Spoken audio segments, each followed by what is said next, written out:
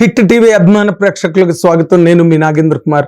ఇప్పుడే సుప్రసిద్ధ నిర్మాత, అగ్ర నిర్మాత, గోల్డెన్ టచ్, గోల్డెన్ హ్యాండ్ అనిపించుకుని తెలుగు చలనచిత్ర పరిశ్రమలో చాలా గొప్ప ఒక గొప్ప మేకర్గా పేరు తెచ్చుకున్నప్పుడు 25 సంవత్సరాలుగా సినిమా ఇండస్ట్రీలో ఒక చాలా సమున్నతమైన స్థానాన్ని సంపాదించుకున్న నిర్మాత దిల్ రాజు గారు నిర్మించిన తమ్ముడు అనే సినిమా చూసి ఇప్పుడే వచ్చా.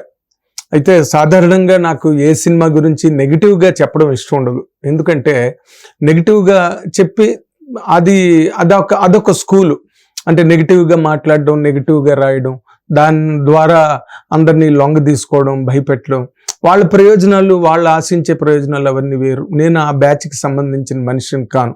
ఎందుకంటే సినిమా పరిశ్రమ అన్న దాంట్లో ఇది ఒక కళాత్మక ప్రక్రియ. సినిమా అన్నది అది కోటాను కోట్ల రూపాయలతో, ఎంతో మంది కాయ కష్టంతో, అందులో ఉండే సృజనాత్మకత శక్తి, ఇవన్నీ ఎన్నో ఎలిమెంట్స్ దాంట్లో కోఆర్డినేట్ అయి ఉంటే, పైగా ఆ సినిమా ఆడిన విధానం బట్టి, ఆ సినిమా బట్టి వెనకాతల యువ ప్రతిభ, యువ దర్శకులు కావాలనుకుని పాపం అర్ధాకులతో తిరుగుతున్న వాళ్ళు ఎంతో మంది సినిమా ఇండస్ట్రీలో నేను వదిలేచి చూస్తుంటాను. అందుకని ప్రతి సినిమా ఆడాలి, ప్రతి సినిమా పే చేయాలి, ప్రతి సినిమా బాగా కలెక్ట్ చేయాలి అని కోరుకునే ఒక ఆశావాది నేను.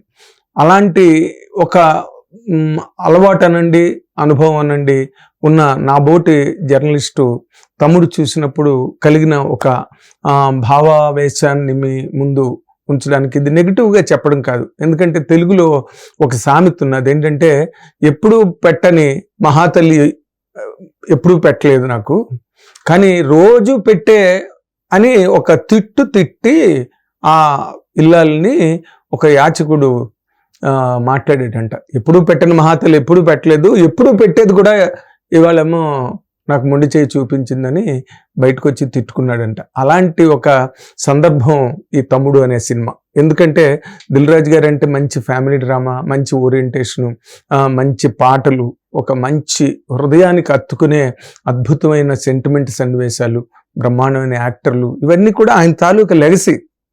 అంటే ఆయన ఒక పద్ధతిలో ఈ రోజు వరకు ఆయన సాధించుకుంటూ వచ్చిన విజయాల పరంపర గురించి నేను మీతో మాట్లాడుతున్నా ఇప్పుడు. అలాంటి దిల్ రాజు గారు సంస్థ శ్రీ వెంకటేశ్వర క్రియేషన్స్ పతాకం నుంచి వచ్చిన సినిమా తమ్ముడు. అయితే ఈ తమ్ముడు అనే కథ అక్క తమ్ముడు కాబట్టి మనకు రక్త సంబంధం నుంచి, చిట్టి చెల్లెలు సినిమా నుంచి అసలు ఎన్ని వందలాది సినిమాలు అన్ని లాంగ్వేజెస్లో వచ్చాయి. అన్నీ బ్రహ్మాండంగా ఆడేవి, బాగా పే చేసాయి, ల్యాండ్ మార్క్స్ కింద నిలబడ్డాయి సినిమా ఇండస్ట్రీలో. ఇండియన్ సినిమా ఇండస్ట్రీ గురించి మాట్లాడుతున్నాను నేను. అలాంటి దాంట్లో ఒక అక్క తమ్ముడు కథ అనగానే అందరికీ 100% చాలా మంచి సెంటిమెంట్ ఉంటుంది. పైగా ఈ మధ్య రోజుల్లో తెలుగు తెరకి బాగా దూరమైన మంచి నటి లయన్ కూడా పట్టుకొచ్చారు. దానికోసం ఆవిడ కొంచెం బరువు, అంటే వెయిట్ కూడా పుటానయ్యి ఈ క్యారెక్టర్ కోసం అని చెప్పి ఆవిడ నా ఇంటర్వ్యూలోనే చెప్పడం జరిగింది. అలాంటి ఒక సినిమా అన్నమాట. పైగా నితిన్ ఈ మధ్య రోజుల్లో చాలా రోజులు బట్టి అతను ఫ్లాప్స్తో హిట్లకు చాలా దూరంగా అతని ప్రయాణం నడుస్తూ ఉంది. సో దిల్ రాజు గారు మళ్ళీ పనిగట్టుకుని నడుం కట్టి మళ్ళీ నితిన్కి ఒక మంచి హిట్ ఇవ్వాలన్న ఉద్దేశంతో తీసిన సినిమా తమ్ముడు. అయితే కథ వరకు వస్తే ఏమైందంటే, అంటే అందరూ రాసేస్తున్నారు, నాకు కథ చెప్పడం కూడా ఇష్టం ఉండదు. ఎందుకంటే షాక్ వాల్యూ పోతుంది. ఎవరైనా వెళ్ళి సినిమా చూస్తే కొత్తగా ఫీల్ అవుతారు, మనం చెప్పడం కరెక్ట్ కాదని. బట్ ఈ కథలో జరిగింది ఏంటంటే, ఒక అక్క ఒక సిన్సియర్ గవర్నమెంట్ ఆఫీసరు. ఆవిడ బ్రైబరీ, అంటే లంచగొండితనం లేని ఒక సిన్సియర్ ఆఫీసర్. ఆవిడ మాట నిలబెట్టుకోవడం కోసం అని చెప్పి ఆవిడ చేసే ప్రయత్నంలో ఆవిడ ప్రాణాలు కోల్పోయే ఒక పరిస్థితి, లేకపోతే అటువంటి ప్రమాదకరమైన పరిస్థితి ఎదురైనప్పుడు తమ్ముడు వాటన్నిటినీ ఎదుర్కొని తన సిస్టర్ని ఎట్లా కాపాడుకుంటూ వచ్చాడు అన్నదే మూల కథ సినిమాకి.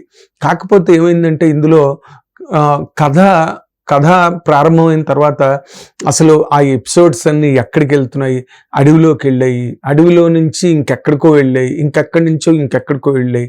అంటే ఒక ఎమోషన్ని క్రియేట్ చేద్దాం అనుకునే ఒక ప్రయత్నంలో చాలా రకాల తోవల నుంచి కథని ప్రయాణింపజేశాడు దర్శకుడు వేణు శ్రీరామ్. కానీ అక్కడ ప్రాబ్లం ఏమొచ్చిందంటే, ఏది కూడా తీర్థానికి తీర్థం, ప్రసాదానికి ప్రసాదం. ఈ ఎపిసోడ్ బాగుందంటే బాగుందని చెప్పొచ్చు, అసలు బాగోలేదంటే బాగోలేదని చెప్పొచ్చు. ఎందుకంటే అవి main thread of the story. అంటే కథానుక్రమణికకి, అంటే ఒక కథ అనే ఒక ప్రయాణానికి అవి కరెక్ట్గా కనెక్ట్ అవ్వలేదు, అవి కరెక్ట్గా పండలేదు, అవి అన్నీ కలిపి కథని చెప్పలేకపోయి ఇవి ఆ సినిమాలో బేసిక్గా జరిగిన ప్రాబ్లమ్స్. ఆర్టిస్టులుగా నితిన్ చాలా కష్టపడ్డాడు. ఆ యాక్షన్ సీక్వెన్సెస్ అనండి, లేకపోతే ఆ అడవిలో సీన్లన్నీ తీయడానికి చాలా కష్టపడి ఉంటారు అండ్ చాలా టైం అవుతుంది, బోల్డ్ బడ్జెట్ అవుతుంది. అదే దిల్ రాజు గారు కూడా నాకు ఇంటర్వ్యూలో చెప్పారు, హైయెస్ట్ బడ్జెట్ అయింది సినిమాకి. ఒక 2-3 హీరోల దగ్గరికి వెళ్తే ఆ హీరోలు చేయలేదు, ఎందుకంటే తను చెప్పే విధానంలో వాళ్ళు ఎక్కడో కనెక్ట్ అవ్వలేదేమో నాకు ఇప్పుడు అనిపించింది అనమాట. అలాగా ఈ సినిమా ఎక్కడికక్కడ విడిపోతూ మళ్ళీ కలవలేకపోయింది, ఎక్కడికక్కడ విడిపోతున్నది, ఫ్రాగ్మెంటైజ్ అయిపోతున్నది కథ. కానీ మళ్ళీ అవన్నీ కలిపి ఒక థ్రెడ్ మీదకి, ఒక లైన్లోకి, ఒక వరుస మీదకి, ఒక తాటి మీదకి రాలేక సినిమా కంటెంట్ని ఏదైతే ప్రజెంట్ చేయాలని వేణు శ్రీరామ్ ట్రై చేశాడో దానిలో అతను అంత విజయాన్ని సాధించలేకపోయాడు. అదే ఈ రోజున థియేటర్లో కూడా రిఫ్లెక్ట్ అయింది. ఎందుకంటే ఇమోషనల్ సీన్లో కూడా ఆడియన్స్ ఒక రకమైన ట్రోలింగ్ టైప్లో అరవడం కానీ, నవ్వడం కానీ, ఆ కేకలు పెట్టడం కానీ ఇలాంటివన్నీ జరిగాయి. ఎందుకంటే సినిమాకి కావలసినది ఏది, వేణు శ్రీరామ్ ఏం చెప్దాం అనుకున్నాడు, అక్క తమ్ముడు సెంటిమెంట్ అన్నాడు. అందులో కథకి ఎపిసోడ్కి సంబంధం లేనివి ఎన్నో వచ్చేసాయి సినిమాలో. అన్నిటినీ కలపాలని ట్రై చేశాడు కానీ కలపలేపాడు, అది నా ఉద్దేశం. అడవి, పైగా అందులో అడవి బిడ్డలు అన్న వాళ్ళు, అడవి ఎంతో స్వచ్ఛమైనది, అడవిలో గాలి చాలా స్వచ్ఛమైనది, అడవిలో నీరు చాలా స్వచ్ఛమైనది, అంతే స్వచ్ఛమైన వాళ్ళు అడవి బిడ్డలు కూడా. అలాంటి వాళ్ళకి అంటే ఇంకా కథని ఇంకెక్కడికి తీసుకెళ్లాలో తెలియని పరిస్థితుల్లో అడవిలో కథ సెంటర్లో కాబట్టి అక్కడ విల్ని క్రియేట్ అవ్వాలి కాబట్టి అక్కడున్న అడవి బిడ్డలకు కూడా, అడవికి కూడా కళంకం ఆపాదించాడేమో వేణు శ్రీరామ్ అనిపించింది. వాళ్ళు కూడా లంచానికి లొంగిపోయి అక్కడికి వచ్చిన గవర్నమెంట్ ఆఫీసర్ని లేకపోతే వాళ్ళ టీంని చంపడానికి కోసమని వాళ్ళు చేయడం ప్రయత్నం, అది కొంచెం ఎంతైనా కొంత కృతకంగా అనిపించింది. దీనివల్ల ఇది జరుగుతున్న ప్రాబ్లం ఎక్కడంటే స్క్రీన్ ప్లేలో ప్రాబ్లం. 24 గంటలు కదా, 2.5 గంటలు అంటే లోకేష్ కనకరాజు, కమల్ హాసన్ వాళ్ళు చేసిన సినిమా, కార్తీ వాళ్ళు చేసిన సినిమా ఖైదీలాగా, దానిలో మెయిన్ మెరిట్ అంతా కూడా ఏంటంటే స్క్రీన్ ప్లేలోనే ఉంది. అంటే మనకు సాంస్క్రిట్లో ఒక సేయింగ్ ఉన్నది, కథితం హి కథ అని, అంటే that which well narrated is a story అని. నువ్వు కథా స్వరూపం అన్నది వేరేగా లేదు, ప్రపంచంలో ఉన్నవే 7 కథలు అంటారు.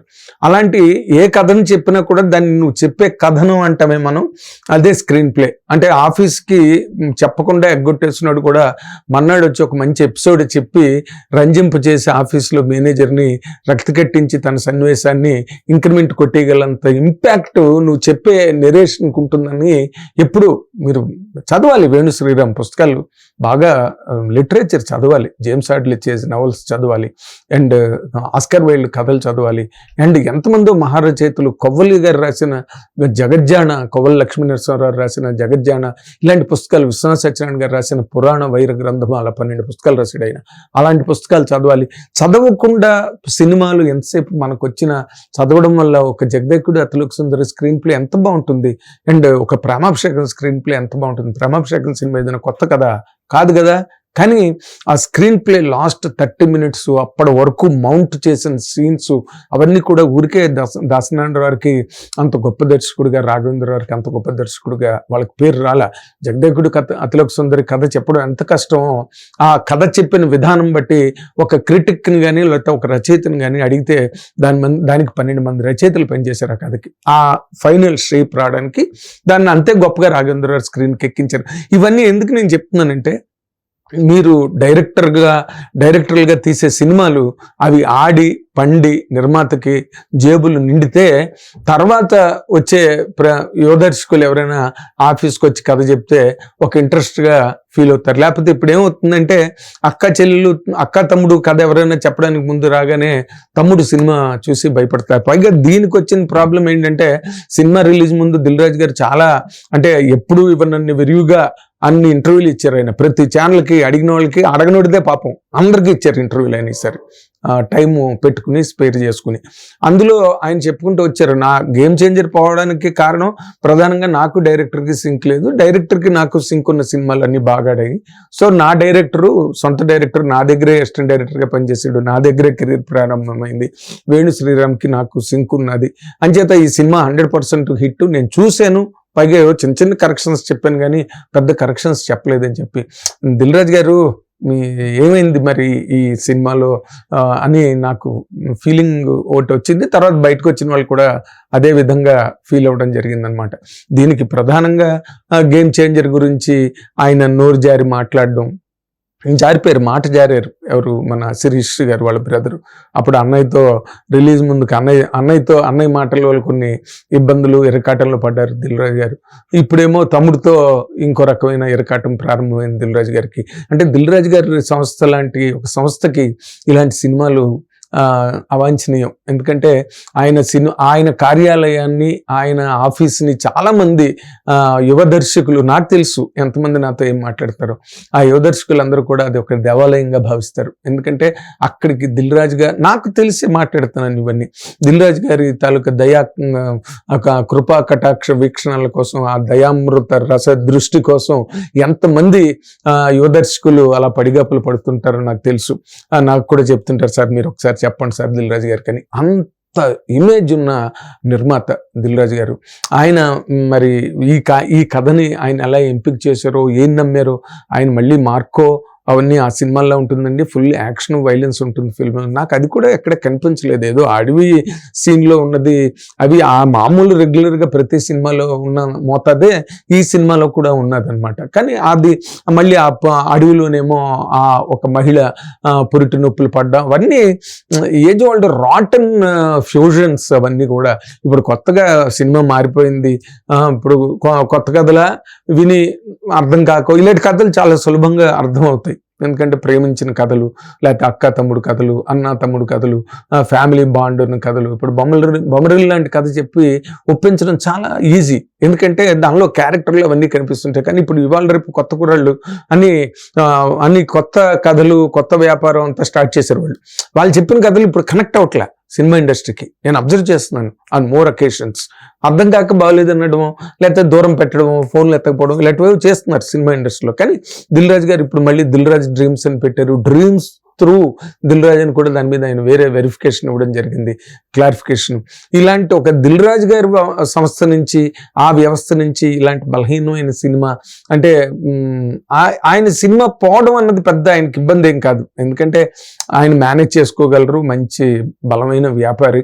ఆయన దాన్ని ఏ విధంగా మేనేజ్ చేసుకోవాలో ఆ విధంగా మేనేజ్ చేసుకోగలరు. ఈ అకౌంట్స్ని వాటిని మళ్ళీ ఇంకో రకంగా పెద్ద ప్రాజెక్ట్తో ఏదో తెచ్చుకుని చేసుకోగలరు. కానీ ఇక్కడ ఆయన తాలూకా ఆయన కోసం ఆయన నిలబెట్టుకున్న చరిత్ర ఇన్నాళ్ళు ఏదైతే ఉందో దానికి ఇలాంటి సినిమాలు ఎంతో కొంత విఘాతాన్ని కలుగు చేస్తాయన్నది మాత్రం 100% కరెక్ట్. సినిమా ఆశించిన మేరకి అంటే చాలా టెస్ట్ చేసింది, పేషెన్స్, టైర్సమ్గా అనిపించింది. ఈ పాటికి చాలా రివ్యూలు వచ్చేసాయి బయటికి, పబ్లిక్ టాక్ అవునండి, వెబ్సైట్స్లో అన్నింటిలోనే వచ్చింది. నేను ఎంత దాచుకుని మాట్లాడదామన్నా, లేకపోతే నాకు ఇష్టం లేకపోయినా ఒక నిజమైన జెన్యూన్ రివ్యూగా నేను చెప్పాలనుకున్న పాయింట్ అని చెప్పడం కోసమే నేను ఈ ప్రయత్నం అంతా చేశానని మీరందరూ నమ్మితే నాకు చాలు. ఎందుకంటే మీరు ఒక్కటే చెప్తున్నా, దిల్ రాజు గారి సినిమా నుంచి హిట్ల మీద హిట్లు వస్తుంటే కొత్త కుర్రాళ్ళకి ఎంతమందికో అవకాశాలు వచ్చేస్తాయి.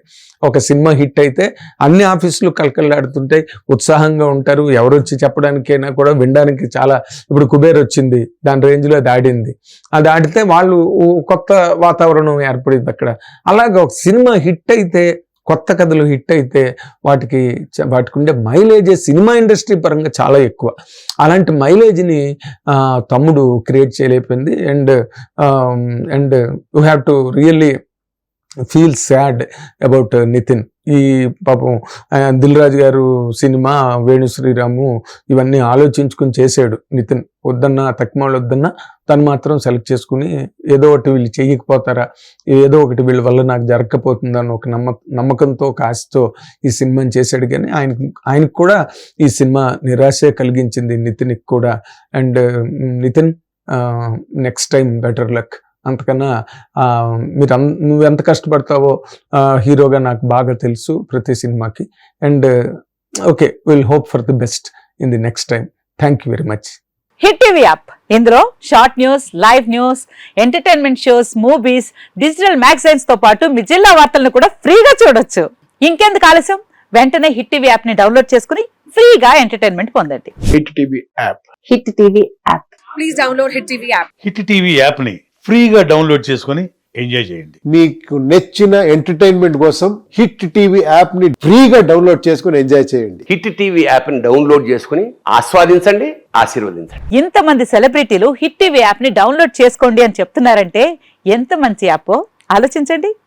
అమెరికా అమెరికా అమెరికా అమెరికాలో చదవాలనుకునే వాళ్ళకి విశ్వసనీయమైన పేరు మన శౌర్య కన్సల్టెన్సీ.